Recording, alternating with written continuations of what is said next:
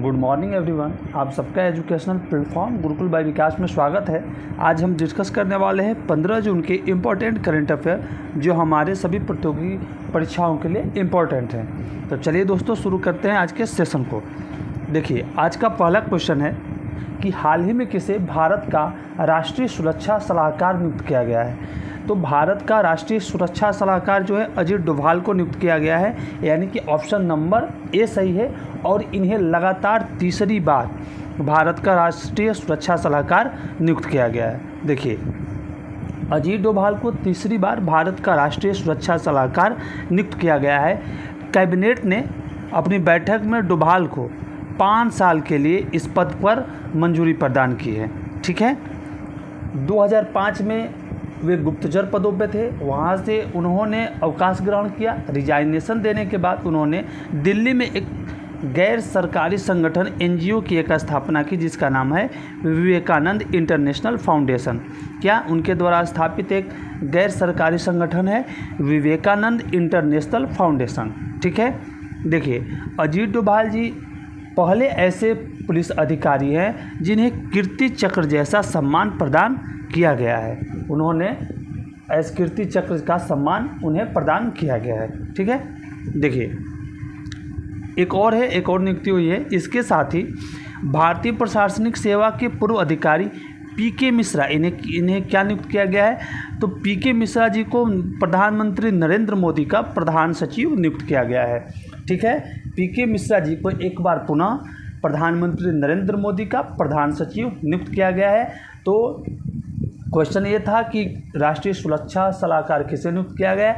तो अजीत डोभाल को लगातार तीसरी बार 5 साल के कार्यकाल के लिए उन्हें नियुक्त किया गया है। ओके, नेक्स्ट वर्ष 2022-23 के लिए सीडीपी क्लाइमेट अवार्ड से किसे प्रदान किया गया है।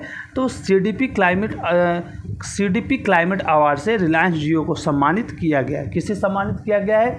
तो रिलायंस जियो को सम्मानित किया गया है। रिलायंस जियो इन्फोफार्म को वर्ष 2022-23 के लिए, देखिए रिलायंस जियो को 2022-23 के लिए सीडीपी क्लाइमेट अवार्ड से सम्मानित किया गया है। ठीक है, कंपनी को यह अवार्ड क्यों प्रदान किया गया। तो कंपनी को यह अवार्ड कार्बन फुटप्रिंट को कम करने के लिए इस अवार्ड से रिलायंस जियो को सम्मानित किया गया। देखिए अंतर्राष्ट्रीय rating agency carbon disclosure project ने रिलायंस जियो को उसके प्रयासों के लिए ए रेटिंग प्रदान किया है।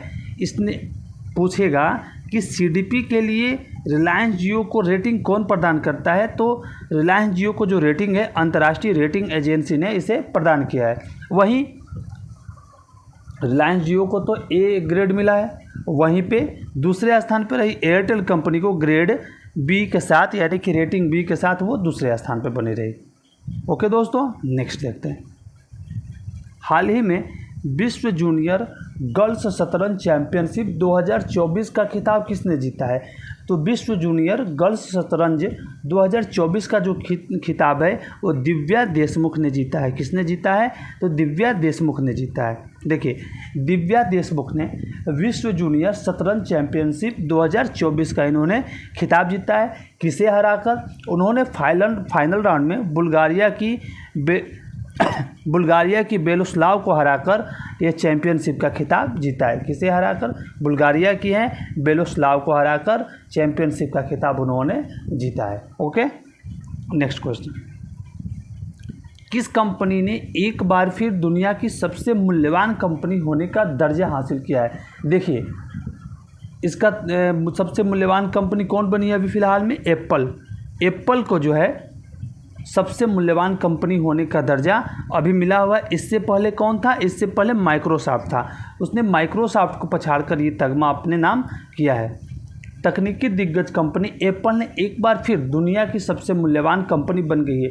अब से 5 मंथ पहले माइक्रोसॉफ्ट था। ठीक है, आईफोन में क्यों बनी इसका रीज़न होगा। तो रीज़न है कि आईफोन में चैट जीपीटी की सुविधा देने की घोषणा करने के बाद उनके शेयरों में बढ़ोतरी हुई, और शेयरों में बढ़ोतरी हुई तो उनका मार्केट कैप जो $3.29 ट्रिलियन पे पहुंच गया। ठीक है, और वहीं माइक्रोसॉफ्ट का जो नेटवर्थ है वो कितना है 3.24 ट्रिलियन है। ठीक है, तो हमको लगता है कि 5-6 महीने बाद फिर माइक्रोसॉफ्ट पहले स्थान पे हो जाएगी। ओके, देखते हैं क्या होता है।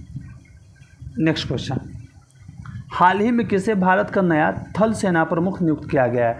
देखिए, भारत का नया थल सेना प्रमुख नियुक्त किया गया है उपेंद्र द्विवेदी। ये पहले उप सेना प्रमुख थे, थल सेना में ये उप सेना प्रमुख थे, तो उपेंद्र द्विवेदी को जो है वो थल सेना प्रमुख नियुक्त किया गया है। ठीक है, लेफ्टिनेंट जनरल उपेंद्र द्विवेदी को थल सेना का नया प्रमुख नियुक्त किया गया है। वह मौजूदा सेना प्रमुख जनरल मनोज पांडे की जगह लेंगे। लेफ्टिनेंट जनरल उपेंद्र द्विवेदी को थल सेना का प्रमुख बनाया गया है और किसकी जगह पे? वो मनोज पांडे की जगह पे उन्हें थल सेना का अध्यक्ष जो है वो नियुक्त किया गया, थल सेना का नया प्रमुख नियुक्त किया गया। ठीक है, अब देखिए इसी क्रम में हम देख लेते हैं वायुसेना के प्रमुख कौन है। तो वायुसेना के प्रमुख हैं VR चौधरी। नौसेना के प्रमुख कौन है? Admiral R Hari Kumar. और भारत के CDS कौन है? यानी इन तीनों सेनाओं के प्रमुख हैं अनिल चौहान। ठीक है, नेक्स्ट क्वेश्चन, हाल ही में कौन 3 स्टार ग्रांड प्री प्रतियोगिता जीतने वाली पहली भारतीय राइडर बनी है? तो देखिए इसका राइट आंसर हो जाएगा श्रुति ओरा जो है पहली घुड़सवार महिला बनी है जिन्होंने 3 स्टार ग्रांड प्री प्रतियोगिता जीता है। भारतीय घुड़सवारी महासंघ ने श्रुति ओरा को 3 स्टार ग्रांड प्री प्रतियोगिता का विनर घोषित किया। आयोजन स्थल कहाँ है, कहाँ पर आयोजित किया गया है प्रतियोगिता? स्लोवेनिया में इसका आयोजन किया गया।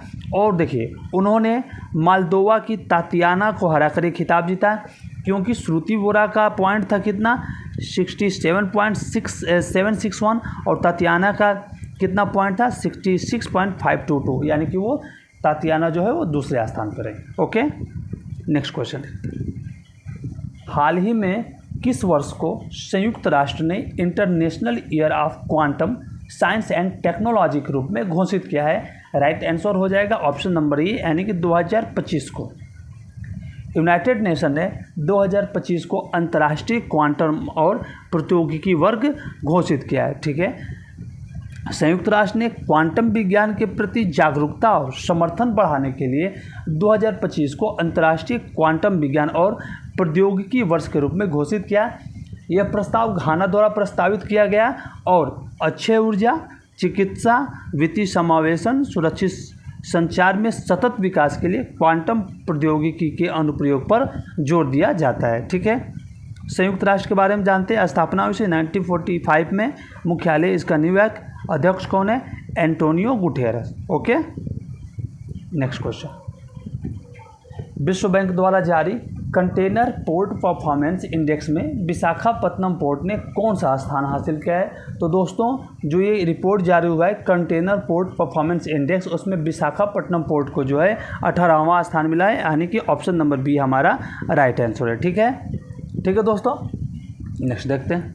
अच्छा, जो भी महत्वपूर्ण करंट अफेयर थे उन सबको हमने आपके सामने डिस्कस किया और डिटेल डिस्कशन हुआ। सो दोस्तों प्लीज़ अगर आपको हमारा सेशन पसंद आया हो तो आप हमारे यूट्यूब चैनल गुरुकुल बाई विकास को सब्सक्राइब करें, शेयर करें और कमेंट करें। ठीक है, मिलते हैं अगले सेशन में, तब तक के लिए बहुत बहुत धन्यवाद।